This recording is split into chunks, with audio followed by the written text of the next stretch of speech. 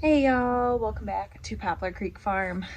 Today is a little bit more of a kind of Debbie Downerish video. Not terribly, but a little more than usual. So I want to update you guys on some things, some decisions that have been made about the farm and everything. But kind of to bring you up to speed, obviously if you guys have been watching for a while, you know that we've been running a farm business. We go to farmers markets a couple times a week. We sell our pasture-raised chicken, we sell our pasture-raised pork, we sell honey, we sell some produce, and then we do like goat's milk soap and beeswax candles and things. But basically, those don't make us any money. Overall, at best, we break even. Goat's milk soap I've made money off of my craft product type things, but really not a lot. The whole reason I kind of dove into let's make this more of a farm than a homestead, let's really try to make money off of it, was for the purpose of being able to eventually stay home and not have to go to work, be able to make the farm business enough that it could offset the cost of me not working, at least somewhat. Well, we have failed at that for a few reasons. It takes time and it takes a lot of money to start up a business, especially a farm business. And we just don't have the ability to wait years and years and years for things to happen, for the money to really start finally coming in. And also we realized that it wasn't worth it. I'm spending more time doing farm stuff than I'm doing more spending time doing markets, spending time in the garden, spending time still working, and not really spending time doing stuff for us, putting away our food, spending time with the kids. I don't get to do a lot of it. As much as I'm home, I'm not getting to spend time with them. I'm so busy and stressed out doing everything else that it kind of took away from all that. So basically after this year, we are going to be done doing it as a farm, which means we get to get back to homesteading, which was the whole reason we got into this in the first place, was we wanted to provide for ourselves. And we just really haven't done that. So currently we are downsizing our chicken flock. 12 chickens. We're gonna keep 12 layers and 1 rooster. So 13 chickens total. We are selling off the rest of them. Between the economy just not being great in general and people not wanting to spend the extra money on things that maybe are higher quality, not maybe. People don't want to spend the extra money on pork chops or chicken or eggs because they can get it at the grocery store for cheaper. Fair enough. Everything is more expensive right now. Gas is more expensive. Housing is more expensive. Food is more expensive. Just life in general is more expensive. So we're downsizing our flock. We're going to keep the 6 beehives that we have. And if anything, we'll sell nukes. At least for a few years. We may end up we'll sell some honey online. And hopefully find an outlet like a store or something for our honey. So we'll keep our beehives. We'll sell nukes because we'll split in the spring still. We'll sell nukes if we can split, if we have the ability to, but if not, it's fine. 6 hives is a good number of hives for us. We go through a lot of honey, and I could bake with honey more if I had it. Last year we actually ran out of honey. Someone could eat a quart of honey, in a couple weeks. She eats a lot of honey. Yeah. She loves honey, which is not a bad thing. And we can gift it and things like that. We still want to do that stuff. We'll still make all of our own soaps. My brother said he doesn't want to eat it because it's bee puke. Still make soaps for ourselves. We'll make soaps to give as gifts. We're gonna keep our pigs for now, our breeding trio. Partly just because I really, really enjoy the pigs. They were also a big investment. And so we're going to keep them and sell piglets to help offset their cost. We will raise out 2 or 3 pigs every year for ourselves and friends and family.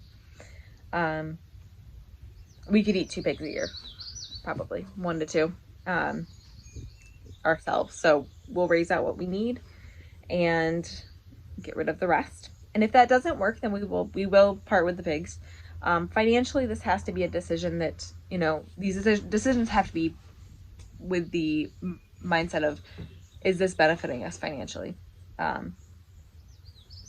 Or just benefiting us in our health. So we will always raise our own meat. We will always raise our own pigs, and we will always raise our own meat chickens. We won't raise cows.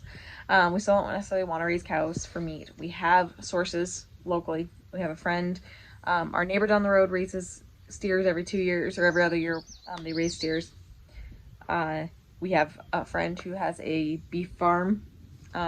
So we have the ability to get beef, and that's fine. And it's quality and it's healthy, and it's raised the way we would want them to be raised. So we don't have to do that part. But we will always raise our own meat. We will always grow our own food. But it'll be for us. The stress of like constantly thinking, is this going to sell? Is this going to be good for market? Is this going to be profitable? That's going to go away. And that's going to be so nice. I realized how much joy was taken out of everything, out of farming, out of the garden, out of raising our own animals, when it was for a business. And now having the mindset of like, this is for us. I don't have to have that stress of the production. It's really nice, and I can enjoy it again. I've always loved gardening, but over the past couple of years, it's become very stressful because I'm constantly thinking production for selling. Production for us is not stressful, not nearly as much as production for selling. And so I get to enjoy this again. We have some long-term goals that we really want to meet, and again, we just weren't getting there financially. We felt very held back by doing this as a business. We poured a lot of money into farming and didn't see a major return. And so we realized like, we need a reset. We need to do this better. We need to do this smarter. Do this for ourselves. I will still do YouTube. I will still be sharing our journey. I'll be able to share more of our journey because I will have the time, and I'll have the ability to show it without being like, I need to get this done because I have 1 day to do this, which is really going to be nice. So one of the long-term goals is to buy another property.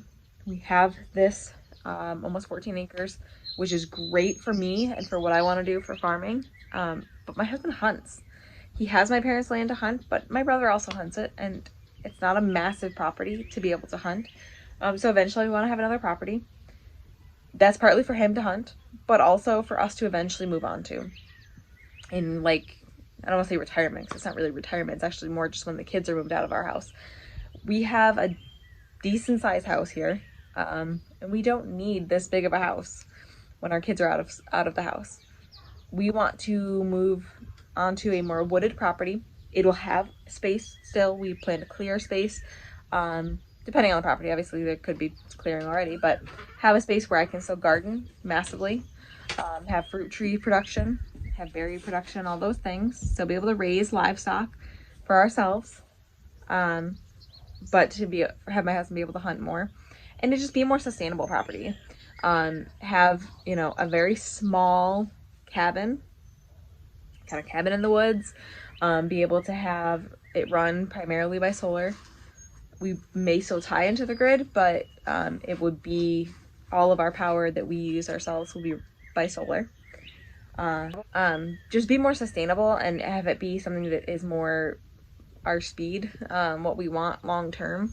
We don't want an 1,800 square foot house when it's just my husband and I. So that property we will start to work on, hopefully by in the next few years, 5 years or so, and then work on that. And then when the kids are out of school and out of the house. I'm out of school. For the summer, you're out of school. You're not graduated. When they are out of the house, then move on to that property. So we weren't able to, work towards those goals with doing the farm business. It just wasn't realistic. So doing everything for ourselves is going to be so much more enjoyable. We'll have time for family vacations. We'll have time for, taking even just a day trip. Like on the weekend, I have Saturday market, And then Sunday I'm home, and then Monday we work. So it's like Sunday's our only day, and if it rains, then it's a bust, and we don't get to do a lot of stuff as a family, and we want to be able to do stuff and enjoy it and save money, be able to, put away money for our goals that we have for the future. So big changes coming. Like I said, we're going to finish out this year. We're not adding anything. We're not going to add any more markets. The craft fairs that we are signed up for and paid for, we're going to do. The ones that we had kind of thought about doing, we're not doing. We're just slowing it down. And I'm very excited for it. I'm excited to live the more simple life that we had always intended. I'm still going to stay working as a nurse, and I will, in the winter months when it's slow, I will work more. And then in the summer months when it's busy, I will work a lot less. And I have that flexibility, and it's really nice. And I'll get to be home with the kids more and do things and go to the beach and go to the park and go to the library and do all the things that we enjoy doing, without the stress of, I have to do this for markets, I have to do this for craft fairs. So I'm excited.